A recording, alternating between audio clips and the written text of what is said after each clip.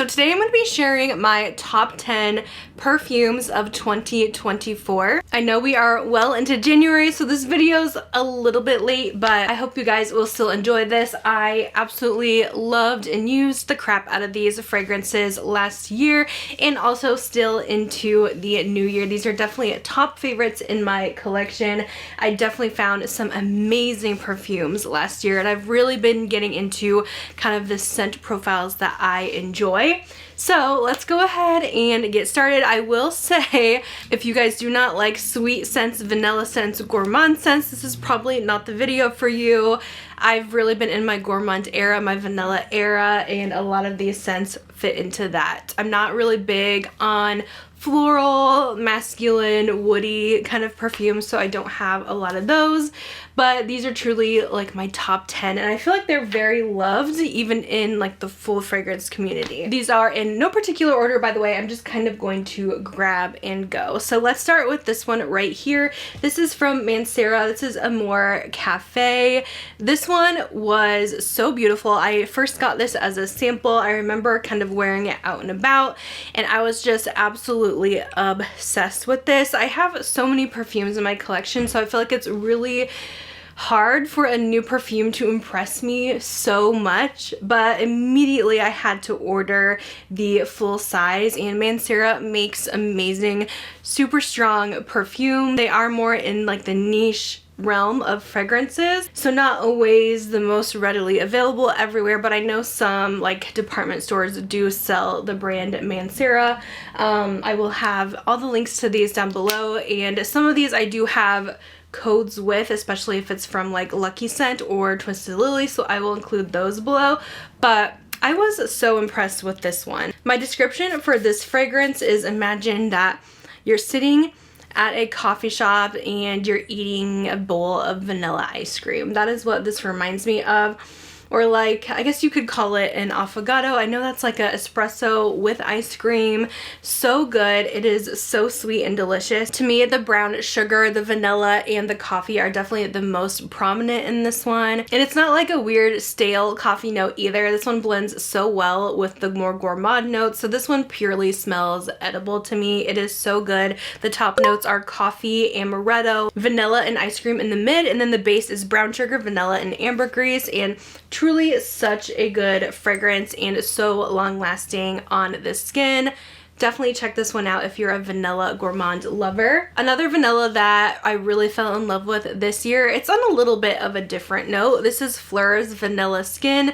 To me, this is less of an edible vanilla as Amore Caffe, but it is still really sweet, and I really like the sexiness of this one. It has a little bit of a woody base to it that just kind of makes it really nice for every day. It's not too gourmand. I feel like a non-gourmand fragrance lover can still really enjoy Vanilla Skin.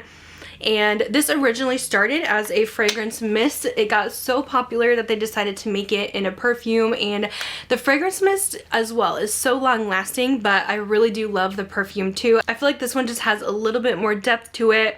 And as you can see, I wear this a ton. I feel like my bottle is already almost half gone. It's such an easy reach. You could wear it for any occasion every single day. Truly is such a must-have vanilla. The top notes are sugar, pink pepper, and apple, which is very odd. I do not smell apple in this. Middle notes of cashmere wood, jasmine, and lily, and base notes of vanilla, agarwood, sandalwood, and benzoin.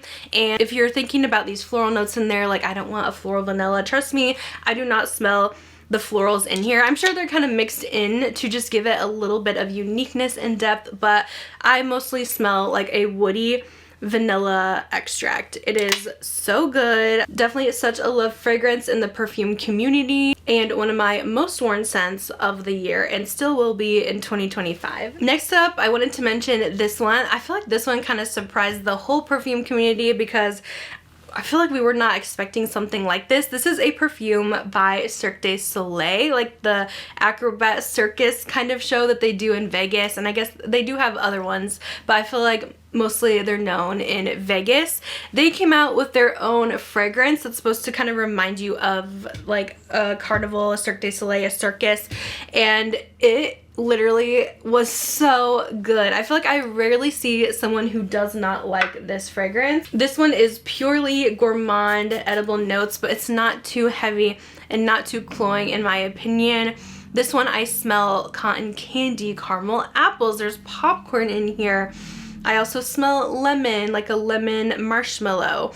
It is so good. A delicious kind of fruity gourmand, and all those notes sound like they would be so cloying and so weird together, but it truly works and blends so well. Just truly a delight of a fragrance. The top notes of this one include cotton candy, red apple, and bergamot, middle notes of butter, popcorn, freesia, and iris petals, and base notes of caramel, vanilla bean, amber, and sandalwood. If you guys like scents like Xerjoff's Lyra or Hufflepuff from House of Sillage, definitely try this one. I feel like this one tops both of those for me. This is so yummy and truly smells like you're at a carnival. And speaking of carnival, let's talk about Brown Girl Jane Carnivale. This one, to me, I think it's kind of supposed to smell like a carnival as well, but this one is like my go-to spring and summer fragrance. This one smells like mangoes and cream with a little bit of something zesty or spicy in there, but truly so good. I loved finding some different gourmand fruity fragrances this year that I really liked, because a lot of times fruity fragrances aren't my thing, but the fact that this mixes like mango and cream, I find this to be so delectable and I cannot get enough. The mango in here is so tart and juicy. It smells so realistic, but it's still sweet enough. Unlike Mango Skin from Wilhelm, that one isn't always my favorite, or like the mango body mist that Fleur has. This one's a lot more, I would say, sweet and more edible smelling, which I tend to like. And just such a perfect one to pair for the spring and summer. Plus that little bit of spiciness kind of makes it a little more unique and fun and gives it, again, some depth to work with, because it's not like the most long-lasting perfume. This one has top notes of mango, agave, nectar, and jasmine, middle notes of amber, musk, and ginger, and then the base notes are vanilla, pimento, the pepper, and then sandalwood. So all around, this is the ultimate fruity mango, my favorite mango fragrance ever launched. Another really fun fruity fragrance, this one is actually from Le Monde Gourmand. I've been really liking their fragrances in the past year, and they came out with a fun influencer collab with 3 different influencers, and I loved Caroline's and I loved Jade. Jade had a peach scent that was so good, but I had to pick this one for my top 10 because it was definitely my most worn. This one is Angel Soiree from Caroline Stern, and this is such a yummy fruity fragrance that's kind of a fruity floral, I would say. It smells like juice. There's a little bit of marshmallow in here, I think like raspberry, a little bit of rose as well. It is so nice and pleasing. I feel like anyone could like this scent, and it was so nice to wear for the summertime this year for something just really light and fruity and fresh. The notes on this one include top notes of marshmallow, strawberry, lychee, and apricot. Okay, so it was lychee I was thinking of, not like berries or raspberry or whatever I said. Middle notes of rose, milk, violet, and magnolia. Base notes of vanilla, praline, musk, and sandalwood. I love so many of Caroline's perfume recommendations. I follow her originally on TikTok and then Instagram, and I think she's starting YouTube as well, but she always has some really nice recommendations. I just feel like this one has such a fun, unique combination of notes that work so well together, and this one doesn't end up being too gourmand, too sweet, just nice and light for those hot summer days when you just don't want a super heavy gourmand fragrance. Next perfume, this one's probably my biggest dent of the year, and this one's from Kayali. This one is the Vanilla Candy Rock Sugar, and I feel like I gave this one like a pretty neutral review. I try to be very neutral in my reviews. When something new comes out, I don't like to go like too over the top. I want to point out some of its strengths and some of its weaknesses, in my opinion. So I feel like some people took it as I didn't like the perfume because I didn't give it like a raving review, but I actually really love this one, and this one has grown on me so much. I feel like when I first tried it, it reminded me a lot of Jean Paul Gaultier's La Belle perfume, and that's why I feel like I didn't give it the most glowing review. But the more I've used this, the more I do pick up the bubblegum that I didn't really pick up when I first tried it, which definitely means you kind of have to try things a little bit more than once before reviewing. It definitely, you have to spend some time with it, and this one has really grown on me. It's such an easy reach, perfect for every day. With Kayali, sometimes I'm expecting one thing, but then it ends up being something else, and that's not like a bad thing. Like, I was expecting this one to smell just like bubblegum, just straight bubblegum, but it actually ended up smelling more like a candied pear than bubblegum, even though the bubblegum is in there and it definitely adds the sweetness. But yeah, this one has definitely grown on me a ton, and it's become just one of my all-time favorites in my collection. It is so sweet, so candy-like, and I totally get the vibes that Mona had going on with this one. So on here it says the keynotes are candied pear, sweet violet, bubblegum, white caramel, rock sugar, and vanilla cream. There's definitely some florals in here as well. It's like a nice, sweeter, more bubblegum version of La Belle, and I do like this one so much. It is delicious. I really liked her Yum Bougie Marshmallow as well, but some of the perfumes that launched more in like December, I didn't want to include in here because I just did not have enough time with those. So those would probably be more in like next year's top 10 if they make the top 10. So next up, okay, this one did launch a little bit later. Like, I would say this one was probably beginning of November-ish when this one came out.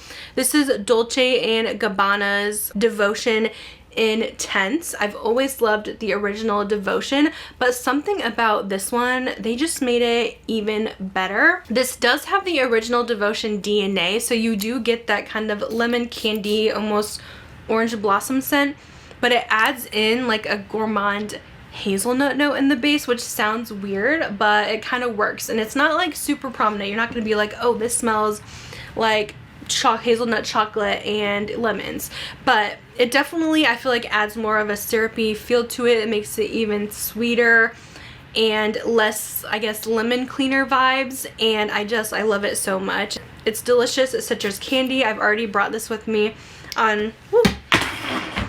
Okay, there went my lid, but I've already brought this with me on so many trips. I've used a ton of it already, and I cannot get enough of this one. The scent is so intoxicating to me.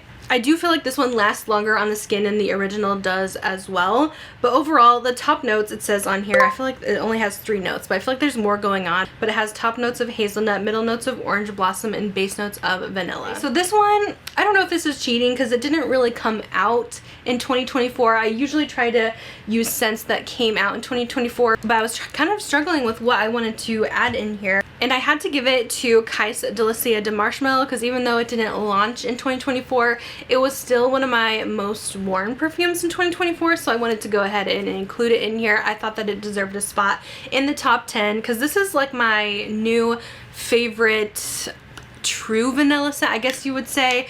It is supposed to smell like marshmallows. It does smell like a bag of marshmallows, but it also kind of reminds me of like the original Victoria's Secret vanilla lace fragrance mist that used to smell just like pure vanilla extract. So I kind of get both with this one. It is one of the just like purest, simple vanillas that you can get. Vanilla with nothing else. There's no added woody notes. There's no added florals. If you just want vanilla, straight up this one. And it's insanely long lasting, an extreme compliment getter. You can layer this with just about anything to sweeten it up, but they really did their thing with this one, and it's so impressive. Even though the packaging is not impressive, it is worth trying it. Like, don't let the packaging deter you from ordering this because it is so good. The only notes in this is marshmallow, vanilla, and sugar. So what you see is what you get here, and it is such a good one. I had to mention. Next up, I was so impressed with this fragrance right here. I'm always on the hunt for like the perfect almond fragrance, and this might be the one.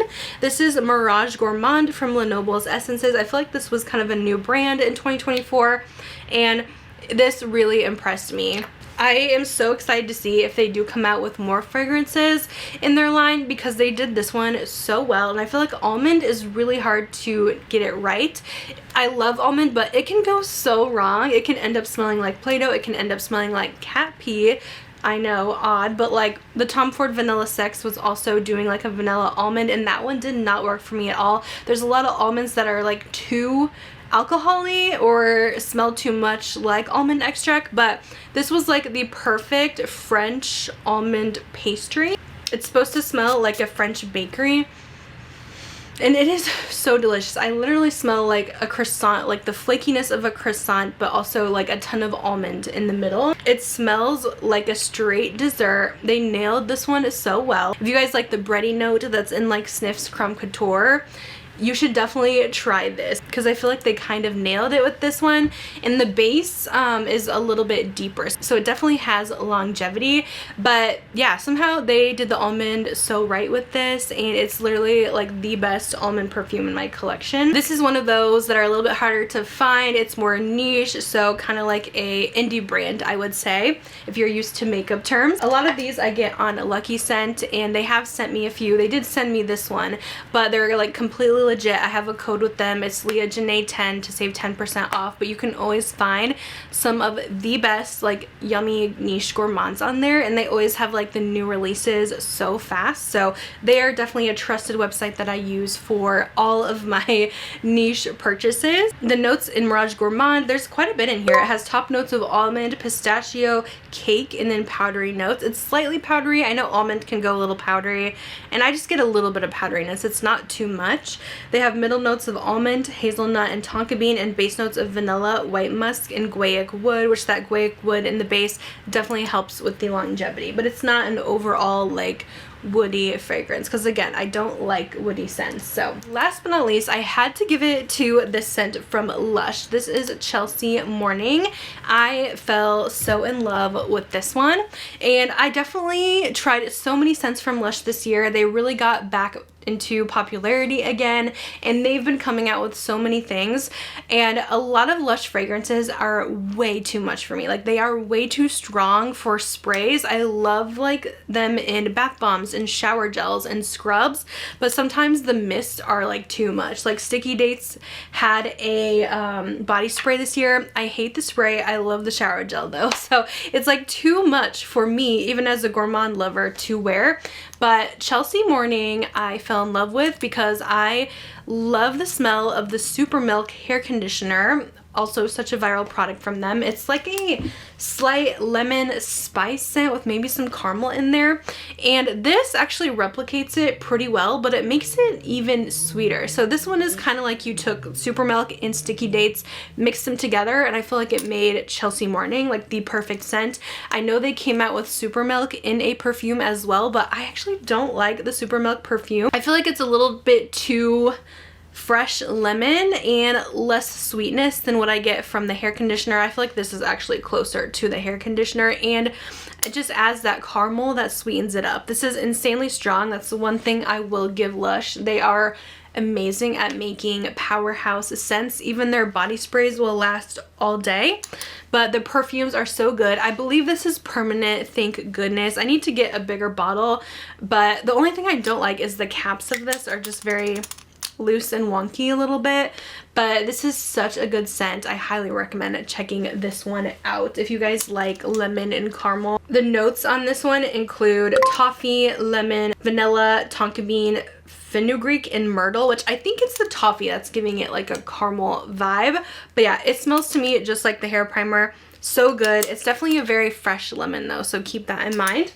But that is going to be it for my top perfumes of 2024, and honestly just top perfumes in general. These are all so good. I really don't know how 2025 is going to top last year's releases. Fragrance was so big last year and gourmands were huge, and I would love to be able to find some fun unique scents. I feel like the larger my collection of perfumes gets, the harder it is to find like those hidden gems and ones that you just immediately fall in love with, because there's so many good ones out there already. So I'm really excited to see what 2025 brings. I do have some new perfumes we will be doing a video on very soon. Like I have the new Fleur, the new Snif, so that is coming. But I will tell you, I have not been super impressed quite yet with the 2025 releases. Let me know if you guys want me to do a fragrance mist version as well, because you guys know I love a good body spray, and I definitely have some favorites there. And leave me some of your top recommendations from 2024 down below.